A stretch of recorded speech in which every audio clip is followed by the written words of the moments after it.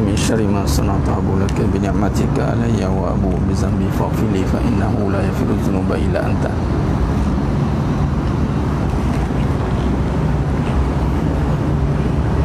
الله العظيم الذي لا إله إلا أنت وأنا أخلق وأنا أعوذ بك من شر ما صنعت أبو لك بنعمتك علي وأبو بذنبي.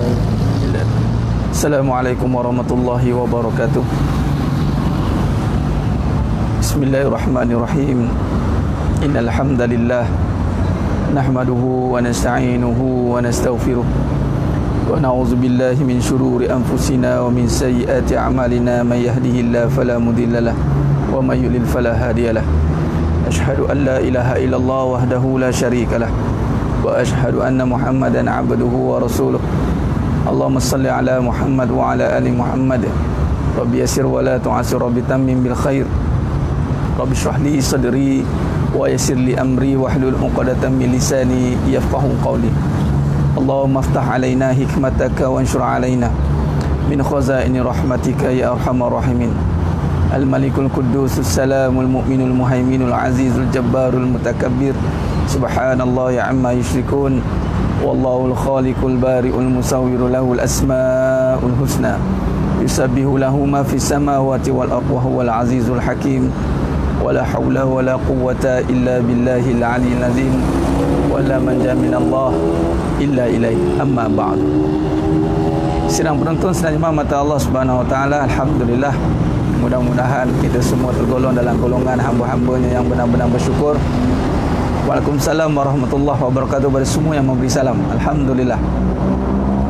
Baik.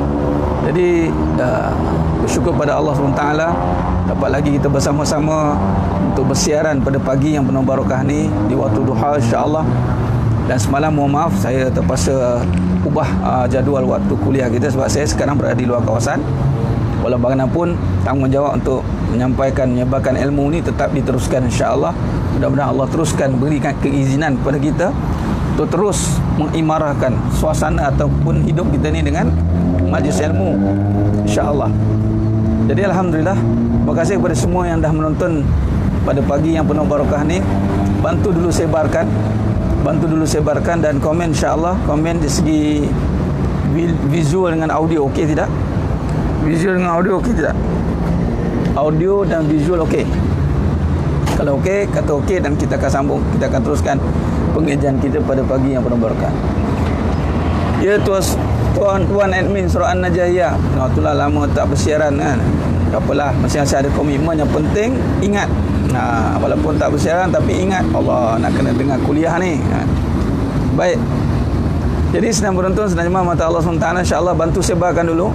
Kita panggil kawan-kawan kita, sahabat-sahabat kita, sahabat-sahabat kita semua untuk sama-sama mengikuti pengajian kita pada pagi yang penuh barakah ni. Terima kasih Tuan Aswad. Semua okey? Alhamdulillah. Syukur Allah bagi okey semua. Walaupun okey sangat, alhamdulillah, syukur. Alah, berada di luar kawasan ni, bimbang dengan keadaan coverage ke ataupun visual ke, dah okey. Baik, alhamdulillah. Dah breakfast semua, dah pukul 10 dah, patut dah breakfast dah. Baik. Jadi pertama mari kita perbetulkan niat kita untuk kita sama-sama menuntut ilmu kerana Allah Subhanahu taala. Edit dengan ceramah baguslah. Bila kita edit dengan amalan ni baguslah. Kita ketagih dengan amalan. Baguslah. Baik, yang pertama kita perbetulkan niat kita kerana Allah SWT. Perbetulkan niat kita kerana Allah SWT ni, kata guru saya Al-Fadil Ustaz Ustama Abu Latif, pengetua saya dulu, setiap hari dia akan ingatkan kita tentang niat. Selalu ingatkan pelajar-pelajar ni tentang perbetulkan niat. Dan ini memang menjadi pokok perkara asas dalam syarah kita Arba'in 40 hadis, yang mana yang pertama sekali yang disentuh, disyarahkan itu adalah inna amalu binniyat wa inna likulli imri ma nawa. Niat akan menentukan apa yang kita dapat, kata Nabi SAW. Jadi niat kalau tak betul, buatlah macam mana pun tak jadi betul. Sebab tu kadang-kadang orang penat buat, ustaz saya penat ustaz, saya penat ustaz, saya penat buat sebab niat dia. Okey, niat tu, niat itu. Sebab buat belum tentu apa kita dapat, tapi niat menentukan apa yang kita dapat. Itu kata Nabi SAW.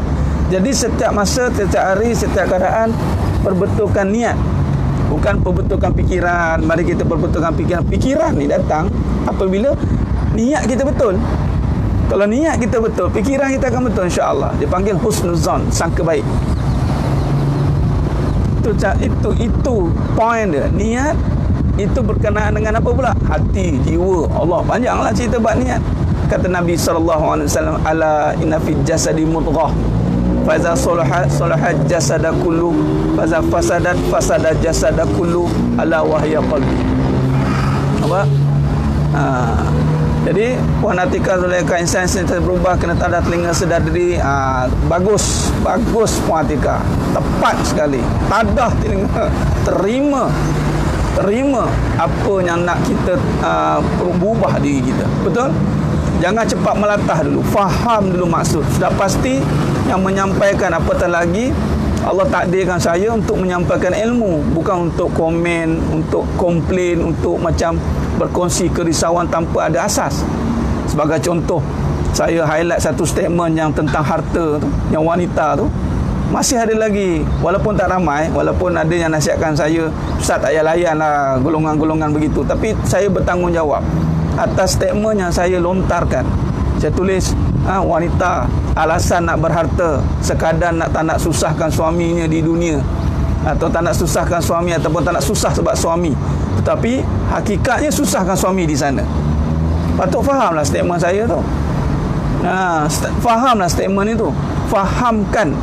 Sebab keluar tu daripada seseorang yang mengajar. Bukannya tiba-tiba saya upload kosong. Ingat, apa saja yang saya upload itu bukan sekadar kosong. Tak ada istilah saja-saja upload, tak ada. Dan begitu juga dengan sidang jemaah mata Allah SWT. Bila kita nak lontarkan sesuatu pendapat dan pandangan ataupun apa saja yang kita nak katakan, pastikan datang dari kefahaman. Jangan tak faham cakap. Hati-hati. Tu jadi luar huru-hara tu. Huru-hara tu. Ni orang tak faham dia cakap, dia lontar. Sebab tu Nabi kata falakul khair au liyasmut, katanya. Nampak?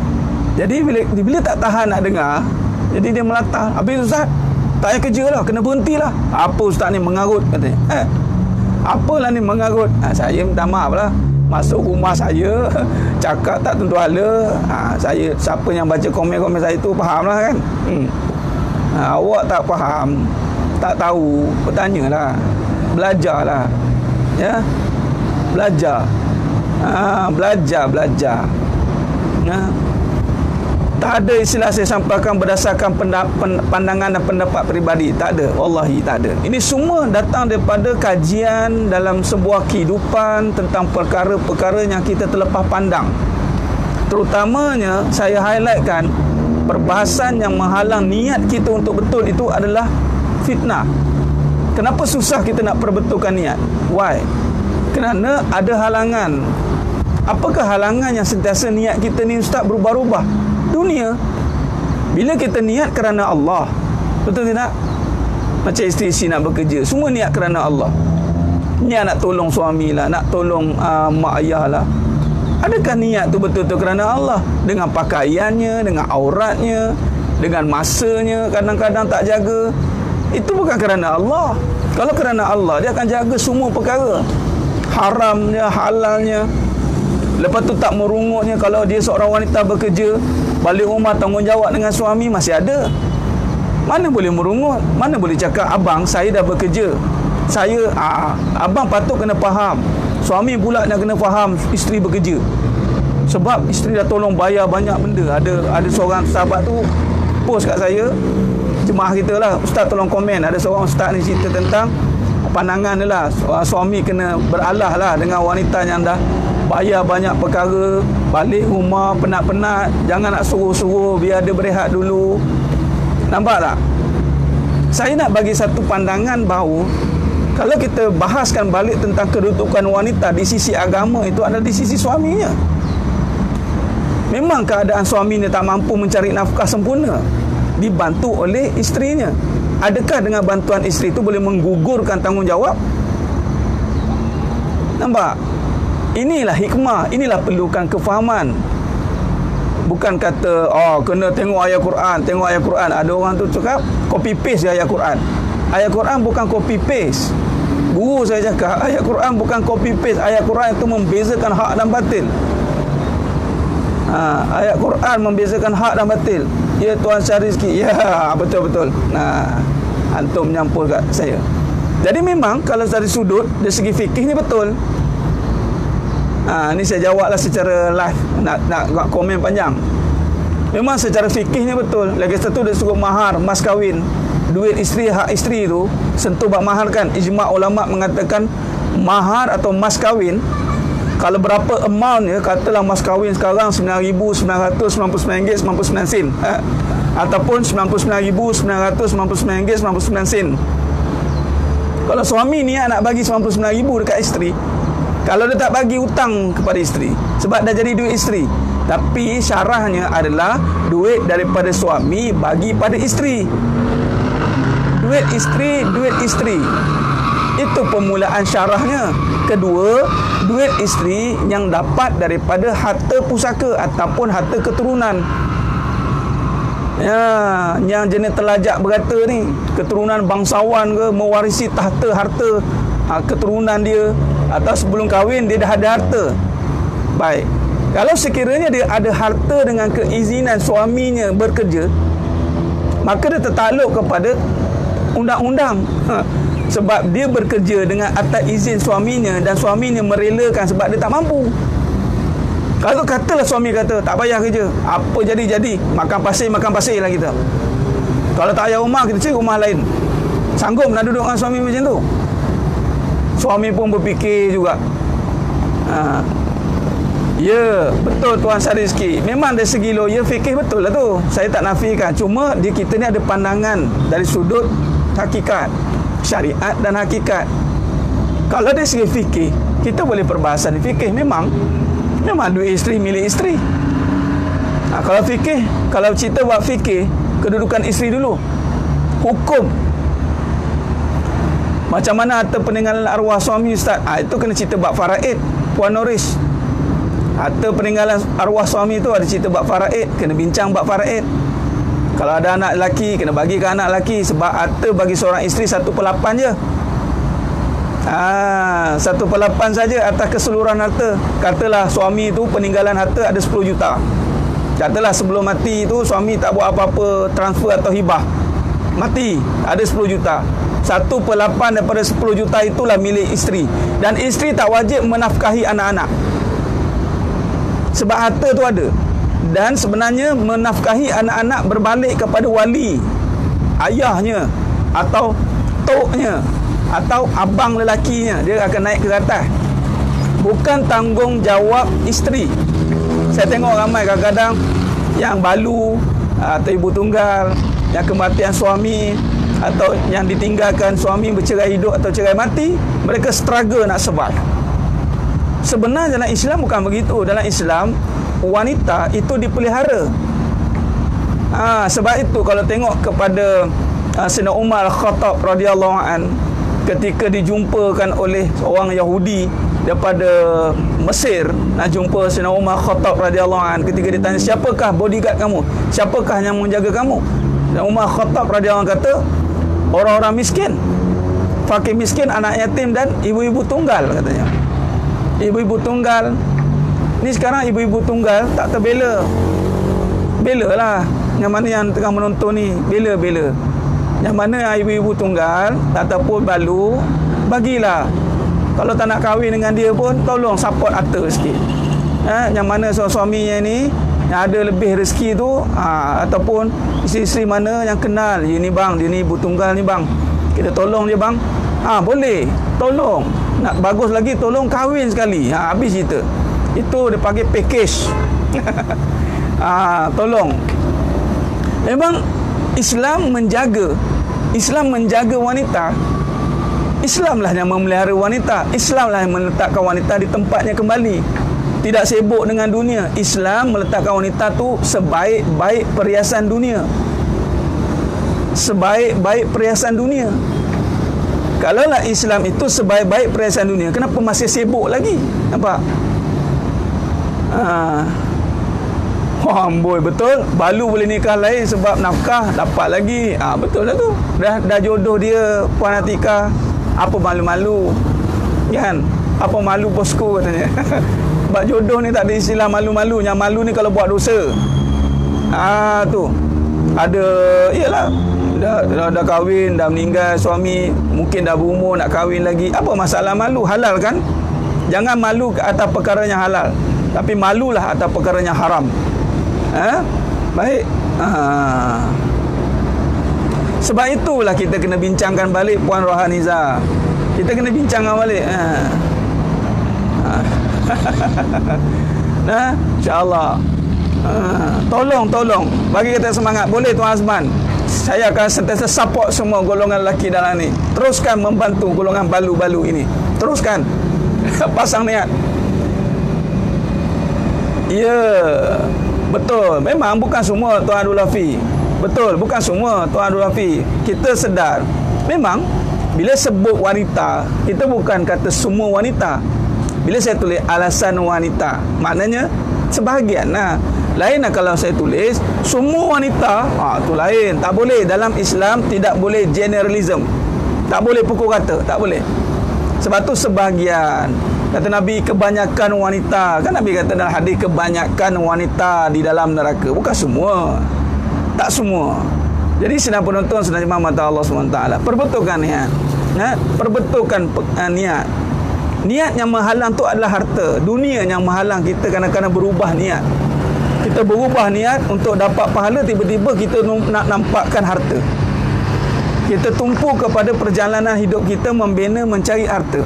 Malah ada pula agiu saya tanya, ada ke Islam kata jangan cari harta? Ada ke Islam melarang kita cari harta? Allahu Akbar. Ngaji hakikat kehidupan, banyak kita jumpa dalil meletakkan kerisauan. Yang mana yang dah menonton ni timbul rasa risau tentang harta, itulah selayaknya. Ada pula yang komen, belajar dengan yang ahlinya, belajar pada ahlinya yang Al-Quran. Saya nak tanya, Al-Quran tu apa? Kalau kita belajar dan timbul rasa bersalah, itulah sebenarnya pembelajaran. Jangan rasa selesa dengan amal, jangan rasa selesa dengan harta. Jangan selesa dengan amal, jangan selesa dengan harta. Kalau perempuan yang bekerja, cikgu ke, siapa ke, dah mula rasa bersalah, baguslah. Ini yang payah ni, buat muka tak bersalah tu, tak reti muka, malah marah pula tu. Ni ustaz mana ni, ustaz mana ni, tiba-tiba nak cakap harta tak boleh. Siapa kata harta tak boleh? Saya cakap harta tu fitnah. Saya bawa apa yang Nabi cakap. Nampak? Tak nak bantu beruat, tak apa. Betul Puan Umar, tak semua ibu tunggal perlukan harta, betul. Tapi maksudnya tolonglah ambil cakna sikit, tanya sikit, tolonglah. Tak nak bagi tolong harta, bagi kata-kata semangat, mendoakan. Nampak? Jangan selesa dengan amal, jangan selesa dengan harta. Ini orientasi. Sebab Nabi SAW cukup risau dengan umatnya didedahkan dengan perhiasan dunia. Kita dah sentuh kan hadis ini depan dulu, tentang realiti kehidupan masa sekarang. Jadi sidang jemaah mata Allah SWT, jadi kena faham, jangan selesa, jangan seronok sangat dengan harta ni. Sebab ramai akan mati dengan harta, kata Imam Hasan Al-Basri. Nampak? Tolong kahwin dengan budak yang ada harta je, ibu tunggal susah tak mau tolong. Tu dia. Ini lelaki buaya darat dia panggil. Buaya darat. Nak cari yang berharta, samalah tu, menggila juga. Nampak? InsyaAllah boleh. Kita niatkan. Baik, berbalik tadi, perbetulkan niat. Sebab PKP tu yang risau. Tak apa. Kalau ada rasa berhati-hati tu tak apa Puan Noris. Kalau rasa berhati-hati tak apa. Saya nak tanya, ada tak anak kecil? Puan Noris, ada tak anak kecil atau anak yatim? Yang bawah 12 tahun, ataupun yang bawah yang belum akil balik. yang belum boleh survive. Kalau ada anak yatim, mata tu kena jaga. Sebab ini pun satu bab, Puan Noris, bagus timbulkan persoalan tu. Sebab perempuan ni, isteri ni, dia ingat dia nak sara anak-anak. Memang sara anak-anak, tapi kena pastikan pertama, kalau anak-anak tu dah mampu survive, dia tak perlu dah disara sebenarnya, kecuali kalau ada anak perempuan. Anak lelaki dia dah boleh survival. Anak lelaki bukan sara sampai besar panjang dah, berjanggut dah, nak kena sara lagi. Patut anak lelaki yang sara balik mak ayah. Patutnya. Dia anak perempuan. Anak perempuan. Baik, anak perempuan kena sara. Sara pula bukannya isteri, walinya. Waris, siapa waris, cari balik. Okey, kalau ada anak yatim, kena hati-hati. Sebab ibu sekarang, walaupun kita ada anak, tapi status dia anak yatim. Anak yatim. Nampak? Jadi bila anak yatim, maka kena hati-hati. Ada harta bahagian yang tidak boleh diambil atas yatim. Tentu cepat-cepat kena selesaikan. Ustaz ni bukan masalah harta ni. Kalau suami pun tak beri nafkah, perlu ke berhenti kerja? Masalah harta lah tu, anggun. Semuanya tentang harta. Kalau kata perlu kerja, kerjalah. Betul kalau niat tu, kan saya dah tulis. Kalau niat nak tolong, nak berhenti sebab suami tak beri nafkah, kerja je lah. Dah boleh jadi dah. Lepas tu sedekah dia, abang, ini gaji saya, abang ambil lah bang, saya bayar kereta, saya bayar rumah, saya bayar, semua siap dengan set kelengkapan jenazah abang sekali saya dah siapkan dah. Ni set kelengkapan jenazah abang, khairat kematian abang saya dah bayar semua. Tunggu mati je kan. Cakap macam tu, cakap elok-elok. Ini tak puas hati. Kerja tak puas hati, tak puas hati. Ini tugas suami. Ni awak ada duit ni. Ini tugas suami. Tugas suami. Dah keluar niat tak betul. Bila niat tak betul, sia-sialah amalan tu. Baik tak payah kerja, baik tak cari harta, duduk rumah. Buat salah, tak buat salah, apa masalah? Buat salah, tak buat salah. Kan tak kerja, tak dapat harta pula ustaz. Had nafkah, kerja lah. Dah nak sangat. Gitu. Kalau waris tak peduli, pedulikanlah. Puan Noris, kalau waris tak peduli, pedulikanlah. Tapi inilah dia. Hati-hatilah banyak ni. Ini kisah-kisah ni, hati-hati. Orang perempuan ni tetap berada di bawah penjagaan sebenarnya. Waris-waris, ingat, jangan sibuk nak ambil harta je. Jangan sibuk dah fikir harta. Kadang-kadang ni mati suami dah sibuk dah. Tolonglah. Inilah yang berlaku. Kalau semua orang ambil peranan mempraktiskan agama, mempraktiskan ketakutan pada Allah, selesai masalah. Selesai. Macam ustaz tu cakap lah, nak layan isteri kena takut Allah. Memang. Jadi kalau takut Allah, yang hak tetap hak, yang batil tetap batil. Kalau isteri tu gaji 1 juta sekalipun, seorang suami yang takut Allah kena tegur lah. Janganlah takut kerana dia banyak bayar kita diam. Mana boleh. Nampak? Jadi sedang penonton, sedang jemaah mata Allah SWT. Ibu-ibu yang mana ada status anak yatim, barakallah, Allahu Akbar. Saya tabik. Sebab apa? Siapa yang memelihara anak yatim, kata Nabi Mahfum hadis, dia menjadi jiranku di syurga. Dengan Nabi macam ni. Jadi suami-suami yang dekat luar sana, peliharalah anak yatim. Kalau nak bagus, pelihara maknya sekali. Kalau tak mampu pelihara maknya, anak ambil combo pack, tak ada masalah. Sidang penonton, sedang jemaah mata Allah SWT. Ya, benar, hidup ni kena bagi kefahaman. Ni ahli, minta maaf cakap, saya kena highlightkan saya ahli dalam bidang apa. Bukan nak kata, tapi kena highlightkan supaya yang menonton, yang mendengar jelas. Bukan sebarang-barang, saya ahli dalam semua bidang, saya ahli dalam Quran. Saya tak berani. Al-Quran ni luas, walaupun saya berguru dengan guru yang ahli Quran. Ahli Quran, ahlu Quran, tapi kita tak boleh klaim. Cuma kita Allah takdirkan diberi tanggungjawab dan amanah untuk kaji kehidupan, mengajar bidang yang telah diizinkan mengajar. Apa dia? Kehidupan, dengan 4 kaedah soft tu. Diizinkan almarhum Datuk Abu Hassan Din Al-Hafiz, diizinkan dengan Tuan Guru Wasabu Samaha, Mufti Kelantan, Mufti Selangor, Ha? Dan yang paling penting, kenapa Rizal pada mak ayah tu? Tu wali besar tu. Ibu is watching. Ibu is watching. Tengok mengapu cakap kamu ni. Ibu ada six sense. Macam Imam Syafi'i rahimahullah, mak dia. Yang mamen. Jadi kita takkan menyentuh tajuk yang luar bidang, kita takkan. Dan kita takkan mengatakan saya menguasai Al-Quran. Oh, hebat no. Tak boleh. Kita hanya juzuk saja. Jadi hati-hati kalau nak syarah Al-Quran tu, hati-hatilah sebab kalamullah terlampau luas.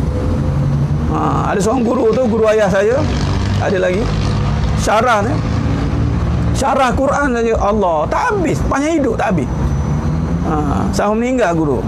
Tuan guru Ustaz Sahar, Jeram. Bawa Yasin je.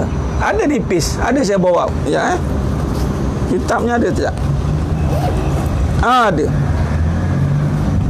Ni dia. Ni. Ini Tuan Guru Haji Sahar, nampak? Ni nampak. Oh, sain ni. Tuan Guru Haji Sahar 1996. Nampak? 1996. Oh, terbalik, kamera terbalik. 1996. Kita tengok. Nampak? Tu 1996. Tu tangan ayah saya tu. Tulis tarikh ayah saya ni detail. Nampak? Haji Sahar bin Sulaiman, Jeram, Selangor. Ini tuan guru besar ni, tuan guru Nusantara ni. Nampak ni? 1996. Dia ngajar buku ni je. Tu Haji Muhammad ni, tulisan ni, risalah kecil. Nampak? Nampak? Ni nipis je, tak banyak. Nipis je buku ni. Nampak? Sepanjang hayat mengajar. Nampak? Tafsir ni Al-Quran ni. Tak adalah bawa Quran tu. Yasin je. Syarah Yasin je. Mana-mana bawa ni. 1996 sampai sekarang berapa? 2020 berapa tahun?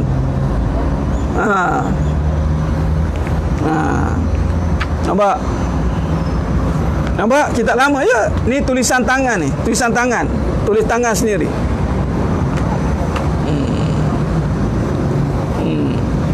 Bagus Tuan Abdul Rafi. Dekat luar, kat luar Mak Umi. Tak apalah, biarlah punya kereta tu dengan kita dengan kerja kita. Baik. Jadi berbalik kepada tadi, perbahasan Al-Quran itu luas. Jadi jangan kita ingat kita boleh syarah 30 juzuk, kita rasa dengan dia je. Jangan. Sebab tu kalau nak baca Quran pun kena a'udzubillahi minasyaitanirrajim. A'udzubillahi minasyaitanirrajim. Berlindung. Sebab kenapa kena berguru? Sebab kalau kita baca, kalau copy paste saja ayat Quran tanpa ada gurunya mengajar, sebab guru mengajar itu dari sudut hatinya. Memang ayat Quran kalau salah cara terjemahan juga, walaupun nampak betul dah, tafsirnya betul, tapi pembawanya itu ada niat yang salah, sama, rosak nanti. Sebab tu kena ada hati yang jelas. 24 tahun. Bayangkan 24 tahun. Nampak? Masih ada lagi tu. Ayah saya ni duk pegang kitab tu.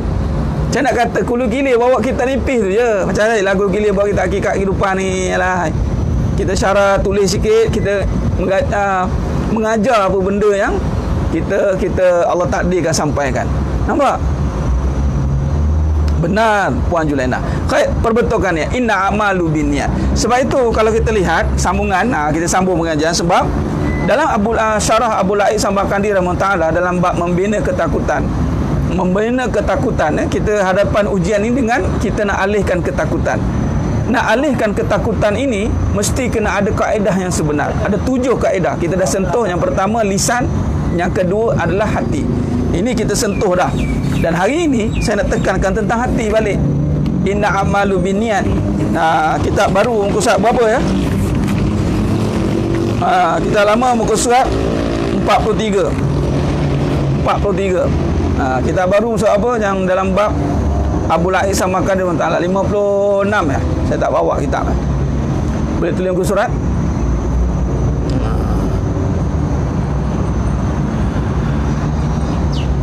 Baik. Ya.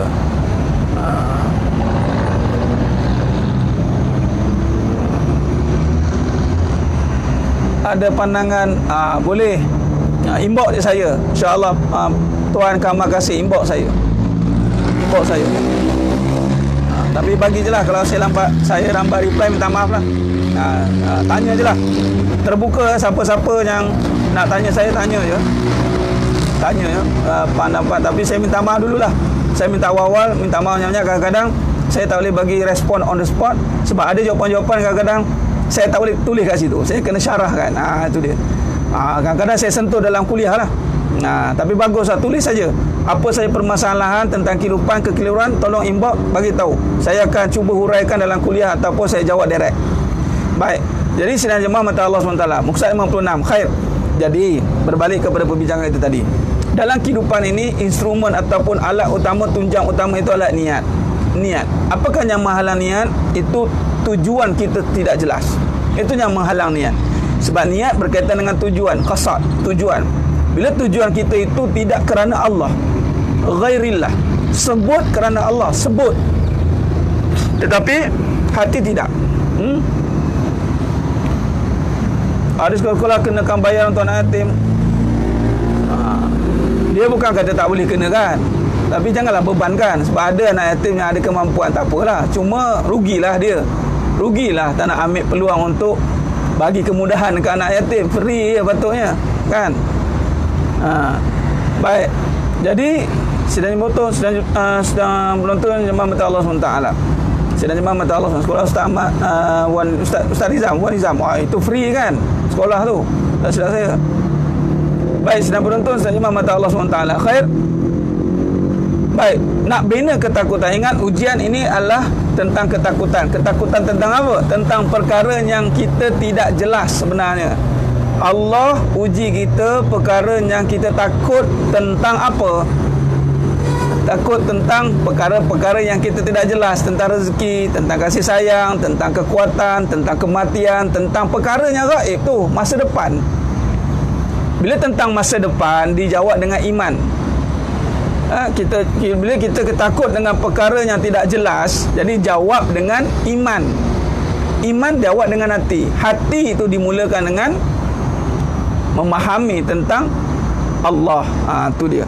Jadi sedang jemaah mata Allah SWT. Jadi dalam ini kita Abu Lais Samarkandi rahmatullah menjelaskan bahawa membersihkan tu, mengeluarkan hati daripada perkara-perkara mazmumah. Sebab tu saya tekankan tentang dunia. Tekankan kembali tentang fitnah dunia. Fitnah dunia ni lah yang akan menyebabkan kita salah faham banyak perkara tentang agama. Boleh Tuan Kamar Kasih, Tuan ke Puan ni? Tak apa, insya-Allah. Ya, Tuan Haji Mahmud on the way balik kampung ke? Masya-Allah, barakallah. Semoga Allah selamatkan perjalanan Tuan Haji seluruh ahli keluarga dan sampai selamat pada tempatnya dan selamat kembali ke tempat asal, insya-Allah. Amin. Baik, ketakutan itu datang dengan perkara yang tidak jelas. Ingat, ketakutan secara alami ataupun secara adat itu nampak. Takut benda yang nampak tak apa. Itu takut dipanggil takut adat, sunnatullah. Contoh takut aksiden, memanglah. Takut jatuh bangunan, memang. Takut main pisau orang luka, tak apa. Itu takut syar'i yang diizinkan, tak ada masalah. Takut suami kahwin lagi, apa hal tak tu? Saya nampak ustaz, suami yang kahwin lagi ni semua tak guna, tak adil. Itu perangai. Memanglah nampak kerosakan depan mata, takut kerana nampak benda tu, tapi kena perbetulkan balik sebab dia menyebabkan perkara yang akan datang. Kasih sayang. Nampak? Tuan, okey Tuan Kamar Kasih. Baik Tuan. Jadi Tuan tu tapi nama Kamar Kasih luar biasa ni. Tak apa Tuan. Inbox je saya, insya-Allah. Nanti kalau perlu nombor saya bagi nombor, insya-Allah. Don't worry. Boleh. Siapa nak nombor boleh, tapi minta personal lah. Saya takkan buat secara ni. Okey? Baik. Jadi sedang penonton sedang Imam Mata Allah SWT. Highway Karak jam ustaz. Yalah. Orang pakai nak balik. Ya? Mudah-mudahan. Baik. Takut versus gerun. Dia betul ustaz. Dia seperti sedih versus derita. Dia gerun, gementar. Dia Gerun ni sifat, datang pada perasaan. Takut itu memang rasa takut. Dia perkataan dia, tapi kalau kupasan nampak beza gerun. Khasyah, takut. Khasyah ni khusyuk, takut juga dinisbahkan sekali khusyuk, takut. Keraguan datang itu mesti diselesaikan dengan kefahaman. Bendanya ragu itu apabila kita tak ada ilmu tentangnya, kita keliru, sebab tu kita ragu. Orang yang keliru pasti dia akan ragu. Orang yang tak ada ilmu dia akan keliru, dia akan ragu. Jadi mantapkan ilmu tu. Jadi ulanglah sampai faham. Mohon kefahaman, insya-Allah. Kamar kasih. Yalah, kamar kasih nama burung ya. Okeylah, saya tak tahu. Okey, baik. Dari seorang ustaz dah lebih baik belum basi, masya-Allah. Tak apa tuan kamar kasih. Tak apalah, mudah-mudahan. Dengan saya pun belum tentulah berhasil ke tidak. Apa pun tak apa, ikhtiar untuk bertanya tu tak ada masalah. Sebab macam ubat lah, yang menyembuhkan itu Allah. Ikhtiarlah jumpa doktor mana pun. Yang memberi faham itu Allah. Jumpalah ustaz mana pun, insya-Allah. Sampai masa, sampai ketika dapat faham, dapatlah faham dia, insya-Allah. Baik. Tak apa Puan Yati Subari, tak boleh tumpu pun tak apa. Okey. Nanti boleh dengar balik. Takut mendengar suara bisikan syaitan, rasa gerun macam mana hilang? Adakah ini gangguan? Rasa was-was tu bukan rasa gerun. Puan Amirah Samad, itu was-was.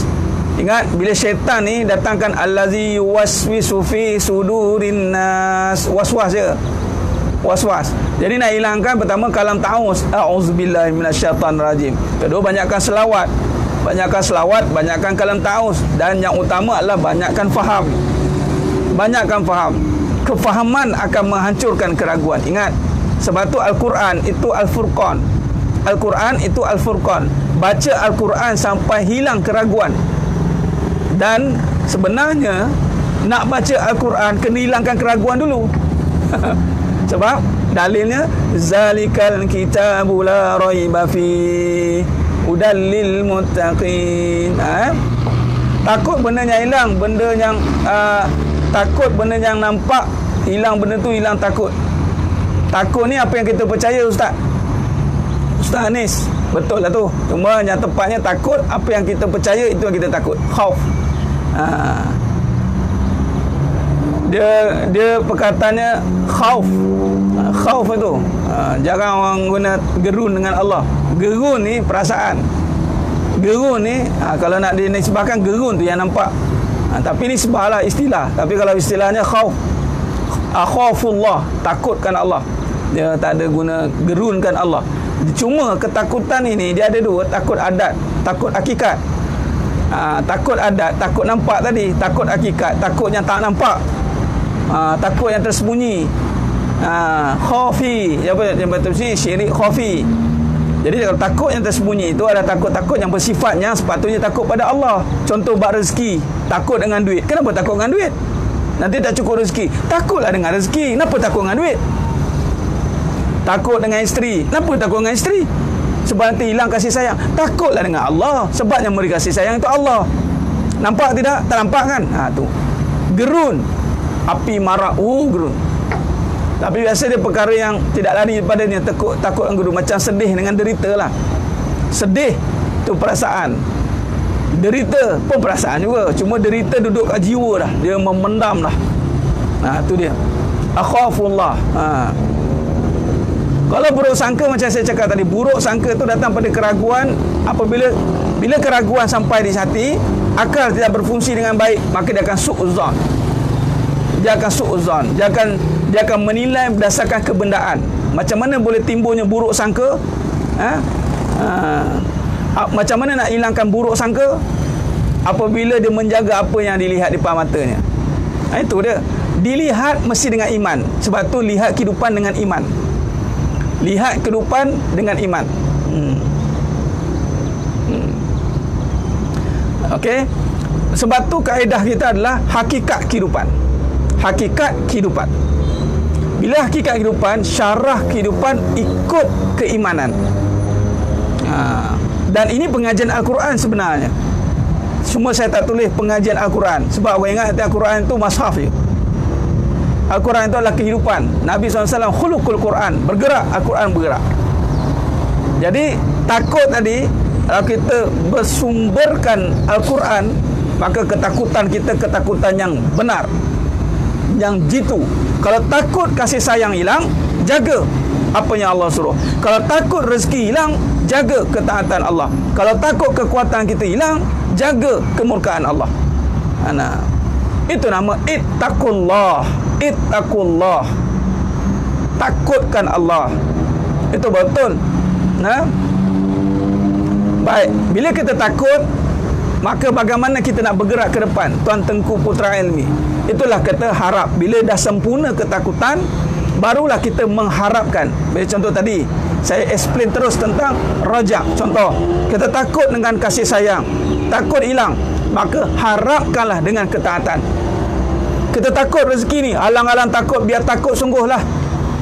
Siapa takut tak ada rezeki? Saya, Ustaz. Tapi rezeki tetap ada. Tapi bagaimana ketakutan tu boleh datang, Ustaz? Kerana tiada pengharapan kepada Allah. Raja tak ada. Macam mana nak harap pada Allah? Macam mana nak harap pada Allah? Ketaatan. Ketaatan. Kalau benar-benar dia isteri yang takut pada Allah, mesti jaga ketaatan. Kalau benar-benar dia suami yang takut pada Allah, dia mesti jaga ketaatan. Ketaatan itu adalah pengharapan kita kepada Allah SWT.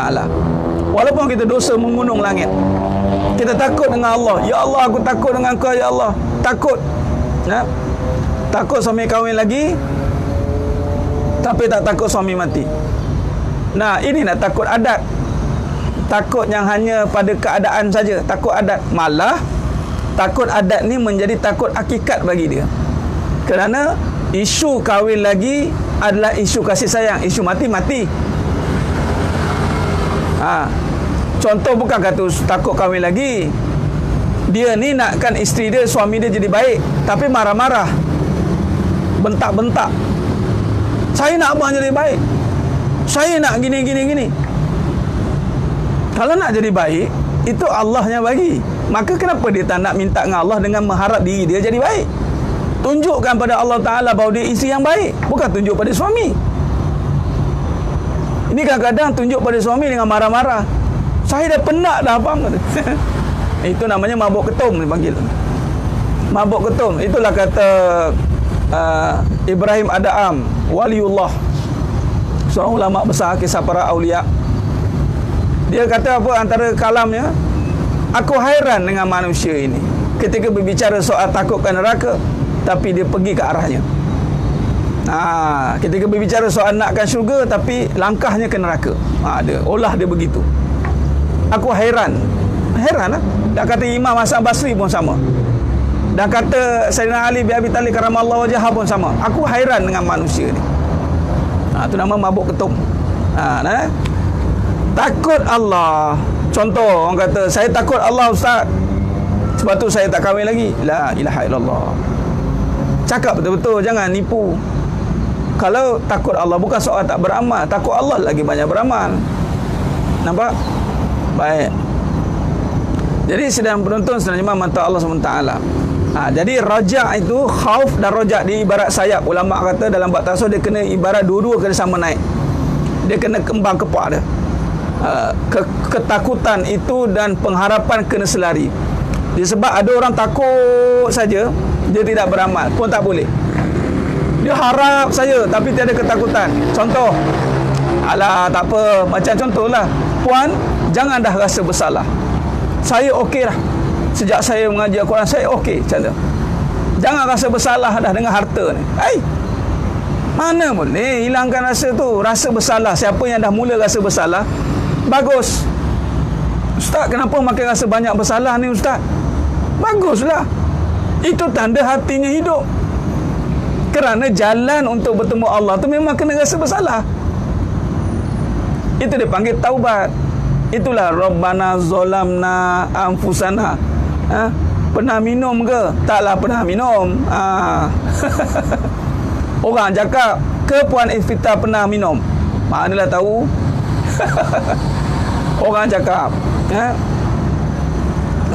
Jadi Bila kata kita kembali kepada Allah, itu kena rasa bersalah. Rabbana zalamna anfusana wa illam taghfir lana wa tarhamna lanakunanna minal khasirin. Kan jalan nubuah memang rasa bersalah. Nabi SAW 70 kali istighfar sehari. Adakah Nabi itu banyak dosa? Tidak. Nabi maksum, tetapi Nabi beristighfar kerana wujudkan rasa kehambaan. Bersalah. Hamba ni memang bersalah. Hamba memang bersalah. Memang. Bila bersalah, bila pegang harta kena rasa bersalah. Pegang isteri kena rasa bersalah. Pegang dunia kena rasa bersalah. Ini sifat yang pertama kena bangunkan dalam hati kita. Ini pegang tak rasa bersalah. Siap kata apa? Abang, kalau tak ada abang ni saya boleh sebah tu bang. Sekali petik 10 yang datang. Tahu. Amboi. Jadi memang kena wujudkan. Kalau belajar makin rasa bersalah tu betul. Kalau rasa makin bersalah, betul. Itu perjalanannya. Cuma yang tak betulnya terus bersalah, tak beramal. Atau dia harap saja pada Allah tapi tak rasa bersalah pun salah.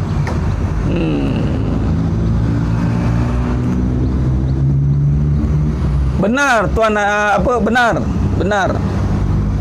Ya Ustaz, betul Ustaz Anis. Kita memang mulut kata takut, semua orang kata takut. Sebab tu diuji dengan kesusahan. Allah akan uji, adakah dia benar-benar takut Allah? Tidak. Sebab tu datangnya kesusahan. Bila kesusahan, kalau kita sedar kesusahan itu bahawa dari Allah, inna lillah wa inna ilaihi raji'un, maka kita akan betulkan perangai kita. Sebab semua yang berlaku ni ada kesan daripada sikap kita. Asy-Syura ayat 30. Kerana dirimu, Allah kata, musibah yang berlaku kebanyakannya daripada tanganmu sendiri. Sebab tu Nabi Adam AS meletakkan Rabbana zalamna, aku menzalimi diriku sendiri. Kenapa Nabi Adam AS tak menyalahkan iblis?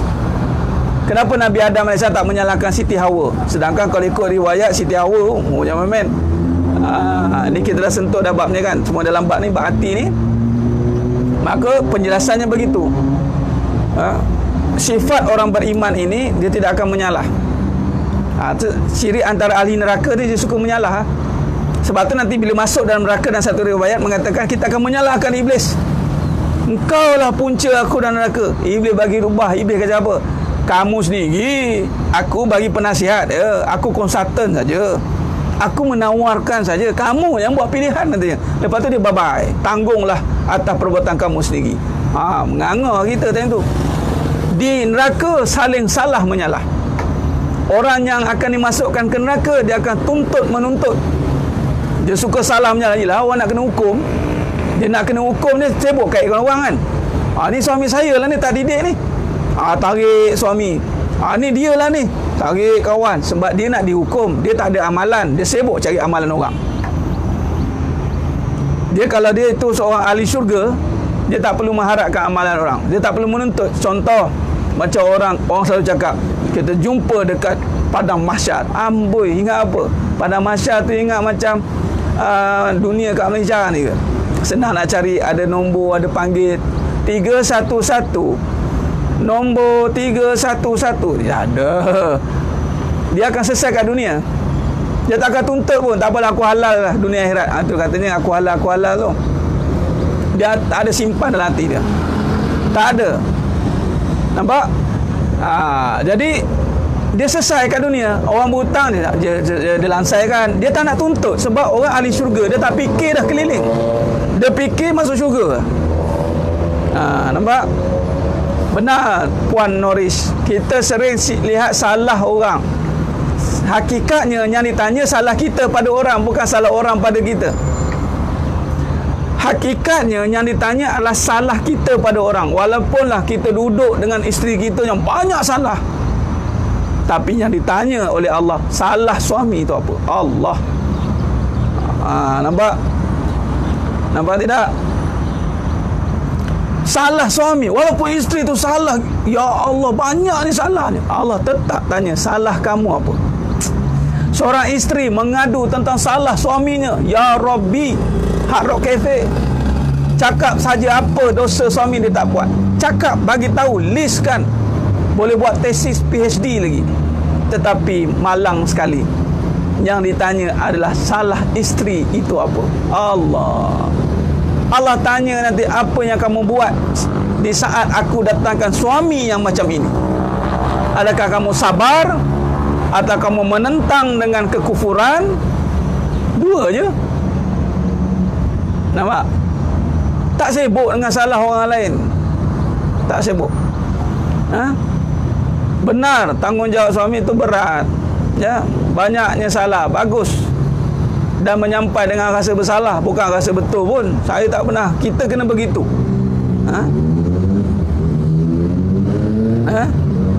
Sehari jangan kelah agama, tapi perangai tetap berubah. Tak berubah, suka sangka buruk. Ya Ustaz Anis, sebab dia ambil sekadar pengetahuan.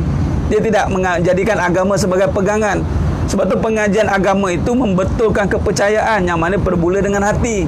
Agama bermula dengan hati, bukan agama bermula dengan akal semata-mata.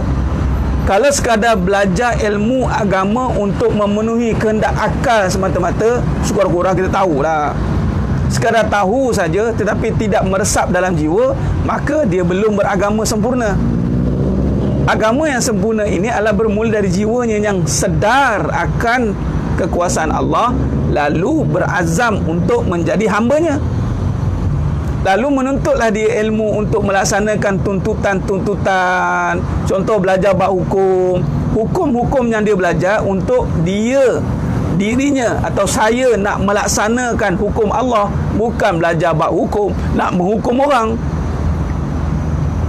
Nah, sebab tu permulaan ataupun ulama syarahkan 3. Saya tanya pada Datuk Syukri Mufti Kelantan. 3 cabang: akidah, akhlak, syariat. Mula sekali akidah, usuluddin, asas agama. Kenapa bermula akidah? Sebab hati kena selesai dulu.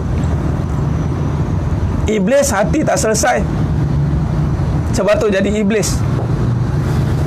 Dia ada ilmu pengetahuan, tapi dia tiada ilmu keimanan. Tak ada. Apa jadi pada iblis?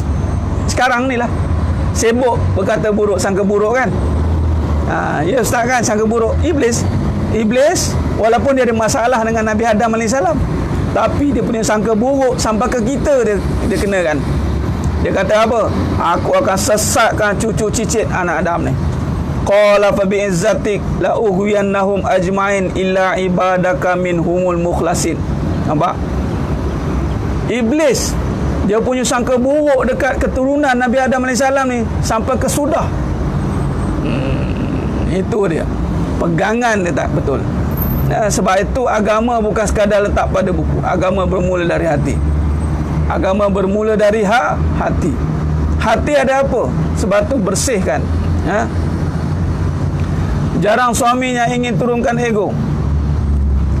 Sekarang ni bukan kata suami turun ego, isteri pun jadi ego juga, kerana nak menunjukkan bahawa nak menurunkan ego suami, dia pun kena ego. Ini yang konflik wanita, konflik berlaku. Suami ego dengan suaminya.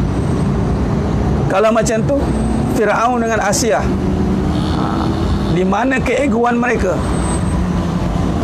Lelaki dengan keegoan lelaki. Ego ni atau sombong lah. Senang cerita, ego ni sombong. Terus tulis sombong. Orang beriman dia tak akan sombong, dia tak akan ego, sebab Allah marah. Tak ada istilah jarang suami yang ingin turunkan ego, tak ada. Pergi cari suami yang pergi mata duitan bersuruh. Kita pun jenis mata duitan, jumpalah suami mata duitan. Orang yang mata duitan, harta benda ni memang sombong, takabur. Mata duitan maksudnya yang pegang harta tapi tak ada iman, sombong, dia akan sombong. Itu pembosa-pembosa yang zaman Nabi dulu, seperti Namrud, Qarun, Firaun. Mereka sombong tu sebab ada kedudukan. Jadi carilah lelaki beriman, suami yang beriman. Tak kisahlah nombor 2, nombor 3, nombor 4 kan. Ini nak cari suami je, saya je. Tu sombong lah tu. Ini suami milik saya je, sombong. Nampak? Nampak tidak? Ini suami milik saya je, itu isteri yang sombong. Sama je. Lepas tu cari suami yang beriman. Tak kisahlah saya jadi nombor 2, nombor 3, nombor 4 ke. Ego ni takabur. Ini penyakit hati. Jangan main-main. Ada sebesar zarah ada dalam penyakit hati. Hati sombong, tak cium bau syurga. Jadi orang beriman dia tak akan sombong. Apa sebab dia nak sombong? Keakuan itu sifat keiblisan. Kita sifat kita kehambaan. Betul Tuan Tengku. Orang yang beriman dia akan tunduk. Orang beriman dia akan tunduk. Surrender dia.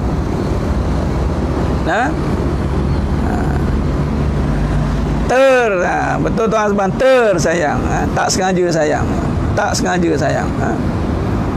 Apa yang kita nak bagi orang menzalim orang lain dan menghantar benda ni yang tak elok sehingga menyebab seorang itu meninggal kerana tidak berpuas hati dengan harta pusaka orang tua. Pertama, bagus Tuan Abdul Rahim, bagus soalan tu. Apa yang kita nak katakan dekat orang yang hantar buat perkara jahat ni? Okey.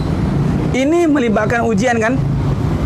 Katakanlah innalillahi wa inna ilaihi rajiun. Kepada Allah lah manusia ni datang, kepada Allah lah manusia itu dikembalikan. Yang orang jahat tu dia datang pada Allah dan dia akan dikembalikan pada Allah. Dia akan ditanya atas perbuatan dia nanti. Jadi berlapang dada, memaafkan, maka lihatlah mudarat itu datang daripada Allah, maka kembalikan semua kepada Allah, maka hati kita akan lapang.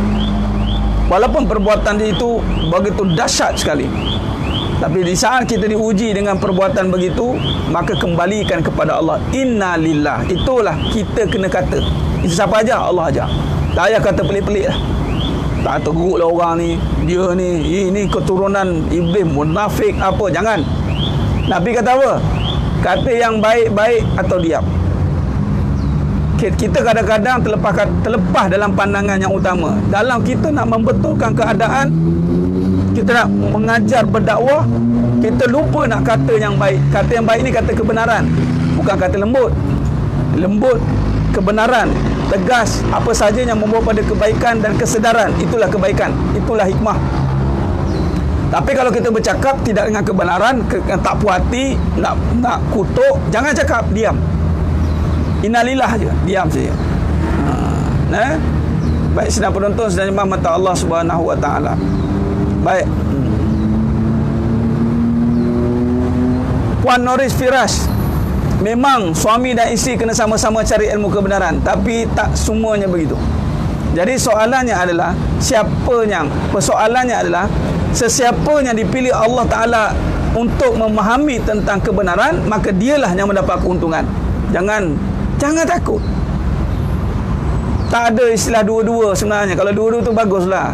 Contoh macam kita sihat. Apabila kita sihat, insya-Allah kita tak takut dengan sekeliling, sihat kan? Macam sekarang keluar makan sebab sihat kan? Tapi kalau sakit nak jumpa orang sihat pun takut. Jadi pandangan dia begitu ya. Jadi sedang penonton, sedang jemaah mata Allah SWT. Baik. Betul Ustaz, tapi syaitan selalu masuk. Syaitan masuk bagi hati yang ragu. Itu kerja dia. Mak Umi, kerja syaitan memang masuk. Memang dia dah daftar dah, dia dah punch card, dia dah dia panggil endorse dah. Aku kerja menghasut. Kerja seorang hamba Allah, janganlah terhasut. Lalu didiklah hati. Didik hati. Nampak? Jadi sedang penonton, sedang jemaah mata Allah SWT, demi masa semua faham. Betul. Semua bila kita letak keimanan, dia tidak akan ada kerugian. Tak ada istilah kerugian. Baik, sedang penonton, sedang jemaah mata Allah SWT.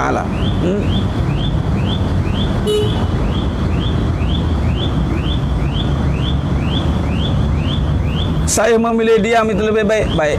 Nanti kita masuk dalam bab diam ni. Jangan salah faham diam-diam. Diam-diam ni diam tapi berdendam, marah, bukan. Diam ni maksudnya membersihkan segala keburukan. Membersihkan keburukan. Tu kata diam tu. Bukan diam, aku diam-diam ni, tunggulah dia sikit lagi. Aku diam-diam ni. Jangan. Diam yang dimasukkan di sini adalah macam menuntut ilmu kan, diam, dengar.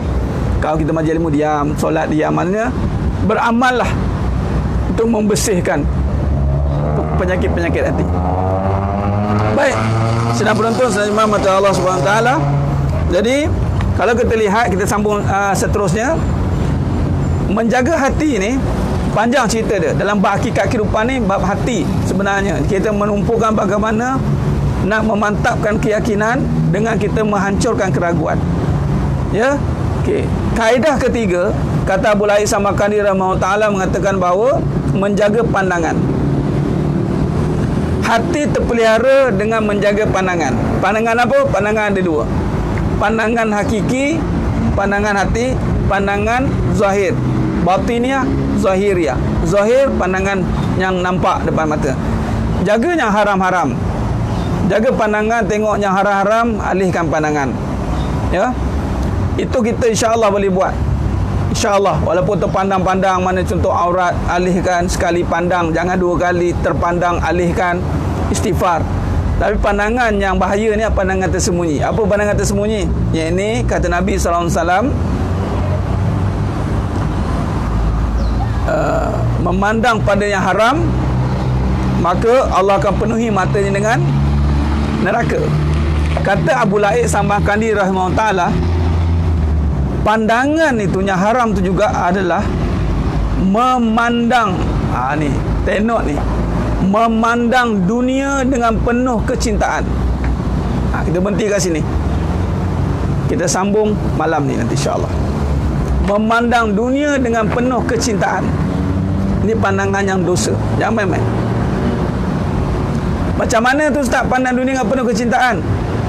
Dia melihat dunia, contoh harta, sebagai satu perkara yang menyeronokkan dia. Malah marah siapa sentuh pak harta.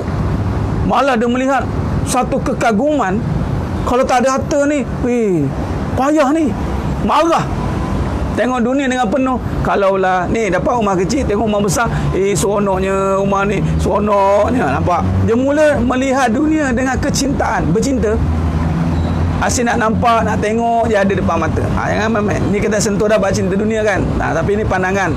Jarang kita nak bahas bab pandangan dengan dunia ni. Melihat kesusahan dengan kesedihan, melihat kesenangan dengan keseronokan. Hati-hati. Seronoknya. Hati-hati. Pandangan macam ni pandangan yang membawa pada dosa. Kerana apa? Dia mewujudkan bunga-bunga untuk bercinta dengan dunia. Sebab tu harta ni jangan pandang suka-suka. Jangan, pandanglah dengan kerisauan. Payahlah nak cerita bab ni kan. Asal cerita je kena kena tentang. Kena tentang lah. Tapi alhamdulillah yang menonton ni baguslah. Jadilah ejen kebenaran, sebarkan kebenaran.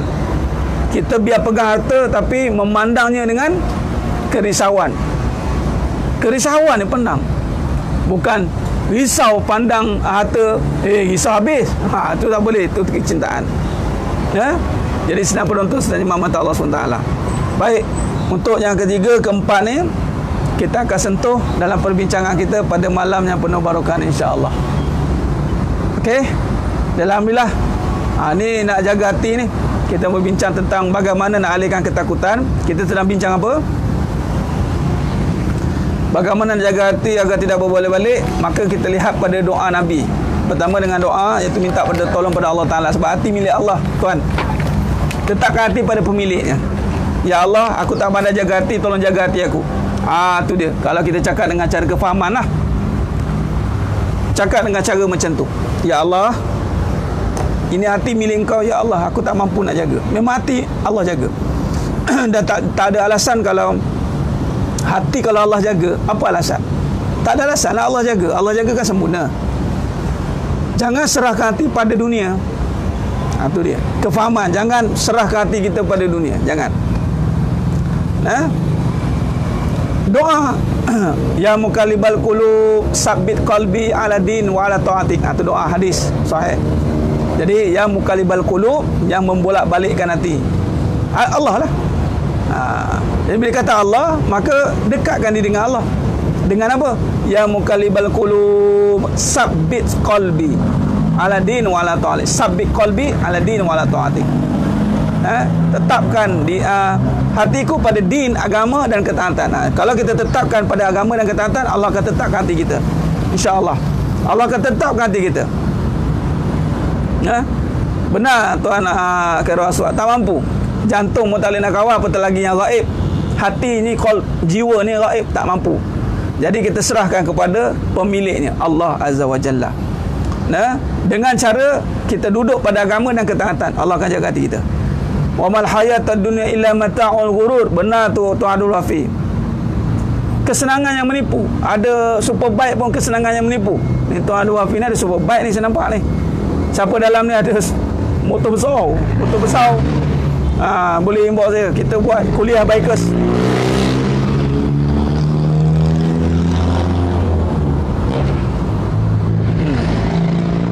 Dunia ni pakai untuk agama. Jangan tertipu dengan motor besar. Wa mal hayatud dunya illa mata'ul ghurur. Tertipu tu contoh. Ni bab motor lah ni. Ada dua motor. Satu motor Z1000, satu motor C70. Datang pergi mana? Satu C70 pergi masjid. Z1000 pergi Lemah Toki. Popular lah, Lemah Toki lah. Ada banyak tempat. Orang akan nampak, wah hebatnya Z1000 ni. Wah, hebatnya. Kagum. Tapi percayalah, C70 walaupun dia tidak dilihat oleh orang, tapi dia dilihat oleh Allah kerana dibawa ke masjid. Nampak? Jadi apabila kenderaan itu, harta itu dipandang mulia kerana bentuk dan fizikalnya semata-mata, itulah cinta dunia.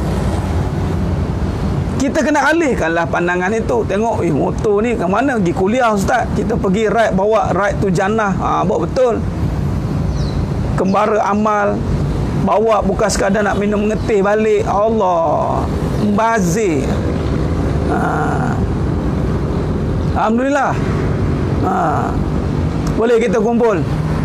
Kita kumpul. Siapa yang ada tu kumpul. Memang kita jangan tertipu dengan motor tu.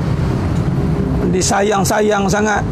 Dijaga rapi, diselubung, tapi tak dapat apa. Motor je besar, pahala kecil. Tu dia. Motor je besar, pahala kecil. Buat apa? Biar motor kecil, pahala besar. Tapi kalau motor besar, pahala besar, lagi bagus. Jadi memang jom pakai. Saya ada, kita buat ride. Kita buat ride amal. Ride tu jannah, road tu jannah. Kita peralatkan dunia ni. Jangan cinta dia, kita peralatkan dia, kita pergunakan dia, insya-Allah. Baik. Inbox saya. Baik, itu saja. Terima kasih banyak. Mudah-mudahan macam pernah join bikers ni, saya ada satu je kelab Al-Jannah Bikers Seksyen 23. Tu kelab Jannah Bikers di Surau Seksyen 23 Shah Alam. Saya dah pakai daripada tahun 2014 lagi. Bawa pergi kuliah je. Tak ada gimana. Basikal pun basikal lah puan. Yang penting boleh bawa kita ke syurga. Baik, insya-Allah.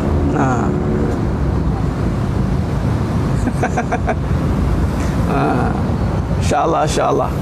Okey. Mudah-mudahan Allah berkati kita semua, insya-Allah. Terima kasih kepada semua yang terus setia dan istiqamah dalam menuntut ilmu kajian hakikat kehidupan. Jangan biarkan hidup dalam keraguan, insya-Allah. Malam ni ada kuliah.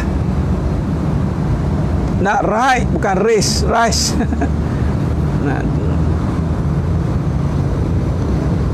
Boleh.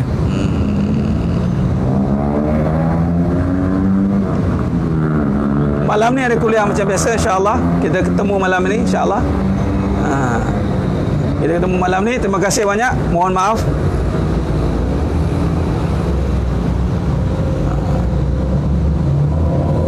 Puan Khatijah Yaakob. Kat mana tu? Ya, malam ni macam biasa pukul 10, insya-Allah. Kalau awal saya akan mula awal lah. Mungkin kat luar ni saya mula awal ke. Tengoklah, insya-Allah 9.30 ke. Sebab saya boleh jamak, mungkin saya mula awal. Ya. InsyaAllah. Baik. Grup Jannah Bikers tu adalah Seksyen 3. Cuma saya nak buat grup internal nanti. Dengan saya untuk kita buat muzakarah, musyawarah. Siapa yang nak join boleh PM saya. Yang tak ada pun tak apalah. Siapa yang ada boleh PM saya. Saya tak nak highlightkan dekat wall tu. Ni saya alang-alang ni saya bagi tahu ni siapa yang ada harta dunia tu. Mari kita peralatkan dia untuk kita buat kerja amal. Kita betulkan balik penggunaan dunia ini pada tempatnya. Jangan lagi disalah artikan, terutamanya orang muda. Orang muda yang masih tak ada agama, dia tergila-gilakan dunia ni. Dia nampak saja super bike ke apa, dia excited. Jadi orang yang ada harta dunia ni bertanggungjawab untuk betulkan balik perkara ini. Kalau anda pegang dunia menyebabkan mereka cinta dunia, tanggung saham dia. Jadi betulkan balik yang mana Allah bagi pegang dunia, amanah ni. Tolong perkenalkan dunia ni balik. Pertama, perkenalkan dunia dengan hina. Kedua, muliakan dia dengan pahala. Jangan duk bangga sangat, bawa motor besar, parking rasa hebat. Parking rasa hebat, isi minyak kuning. Buat apa? Parking rasa hebat, isi minyak kuning. Isi minyak merah tu V-Power. V-Power tu. Bawa betul. Jadi insya-Allah. Jadi boleh PM saya nanti, kita bentuk untuk kita buat kerja-kerja amal nanti, insya-Allah kita nak bawa kembali penghayatan tentang dunia dengan agama. Kita tak nak bagi orang salah faham. Oh, hebat nampak dunia ni. Tak apa, ES5 pun ES5 lah, setuan sengan dan putih. Yang penting ada 2 tayar. Jangan kereta sorong sudah. Baik. Jadi insya-Allah, mudah-mudahan Allah berkati kita. Boleh. Siapa yang PM tu silakan. Boleh, insya-Allah. Baik, itu saja. Terima kasih banyak. Berjumpa kita malam ni. Isi diesel. Baik. Jadi insya-Allah, terima kasih banyak. Aku qali hadza wa astaghfirullahalazim li wa lakum. Wa bila taufiq wal hidayah. Wassalamualaikum warahmatullahi wabarakatuh. Kita tangguh dengan tasbih kafarah dan suratul Asr. Subhanakallahumma wa bihamdik, asyhadu an la ilaha illa anta, astaghfiruka. Bismillahirrahmanirrahim. Wal 'asr innal insana fi khusr illa alladhina amanu wa 'amilus solihat wa tawassaw bil haqq wa tawassaw bis sabr. Wallahu a'lam bissawab. Takbir, Allahu akbar.